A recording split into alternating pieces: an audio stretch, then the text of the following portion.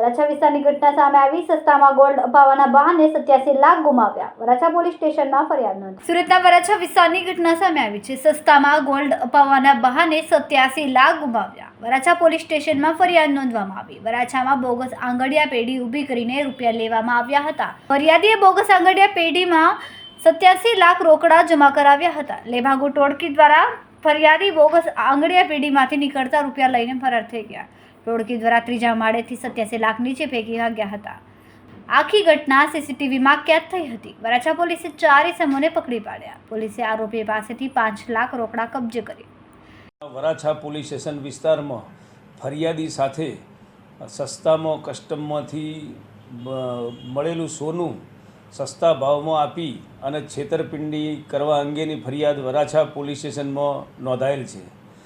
સમગ્ર ઘટનાની હકીકત જોતાં આ કામના ફરિયાદી પાસેથી આરોપીઓએ પોતે ગુનાહિત કાવતરાના ભાગરૂપે આગળિયા પેઢી દર્શાવી અને કસ્ટમમાંથી મળેલું સોનું સસ્તા ભાવે આપવાનું વાત કરી અને ઓછામાં ઓછું 1 કિલો સોનું લેવું પડશે અને એના ઉપર ડિસ્કાઉન્ટ આપી અને ફરિયાદી પાસે 87 લાખ રૂપિયા વરાછા વિસ્તારમાં એક આંગળિયા પેઢીમાં તમે ચૂકવી દો એમ કહી અને એ નાણાંની ચૂકવણી કરાવી અને પોતે સોનું નહીં ચૂકવી અને ફરિયાદીને અન્ય જુદી જુદી જગ્યાએ સોનાની ડિલિવરી માટે મોકલી અને મોબાઈલ ફોન સ્વિચ ઓફ કરી અને નાસી જઈ ગુનો કર્યા અંગેની ફરિયાદ નોંધવામાં આવેલી.